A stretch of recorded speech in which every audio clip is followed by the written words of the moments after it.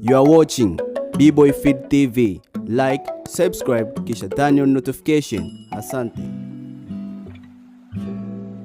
Hivi wasanii wa Bongo, ushamba mtaacha lini? Yaani unakuta msanii toka ametoboa mpaka sasa hivi ni miaka mingapi, lakini still bado anatoka na ule ushamba wake huko, hakui, haendelei, anatuletea tena ushamba kwenye miaka ambayo watu washafanya mambo mengi, yani watu washapiga hatua. Hivi watu watabadilika lini? Watu watabadilika lini? Yaani mpaka leo hii mtu anaona kama Kiingereza ndo kitu cha kifahari. Alafu sasa hicho Kiingereza bora ukijue. Hujui, pronunciation mbaya.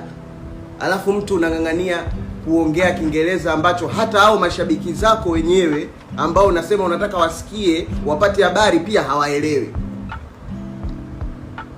Bro, hakuna kitu kibaya ambacho mtu hutakiwi kwenda nacho sehemu yote kama ulimbukeni. Yaani ulimbukeni unaweza ukakufanya ukapoteza vitu vingi sana, ukapoteza reputation, ukapoteza hata aina ya watu jinsi wanavyokutazama.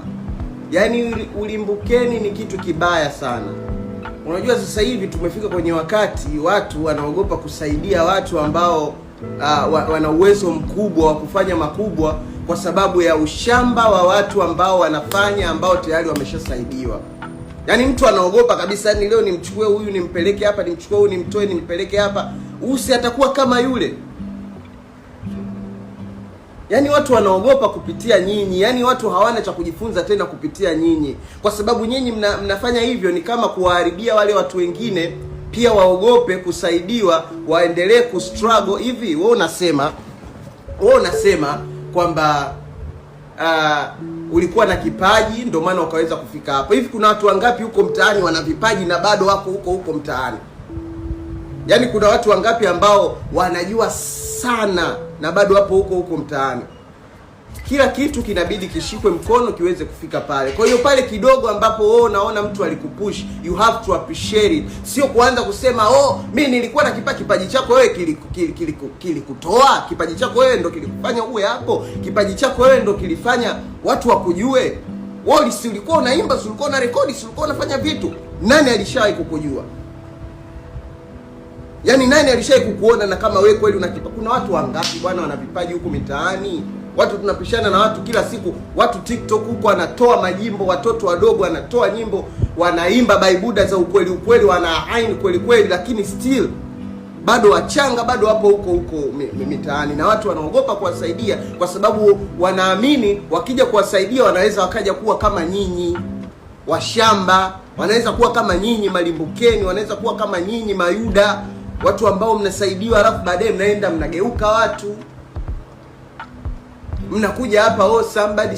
Huyo somebody ndio wewe. Yaani hiyo huwezi kupinga. Huyo somebody unaosema, huyo somebody ndio amekutengeneza wewe. Bila huyo somebody wewe usingekuwa kitu. Acha maneno ya dharau, acha maneno ya kijinga, acha maneno ya kitoto, acha maneno ya kishamba. Mnapokaa huko na watoto wenzako, mnakaa mnaongelea watu wakubwa ambao washapiga hatua. Unaongea nini?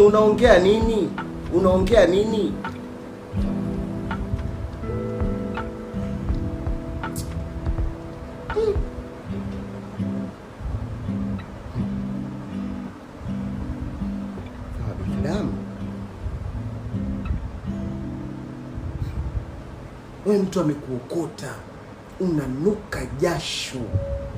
Mtu amekutoa kwenye hali mbaya, jua linakupiga vibaya mno.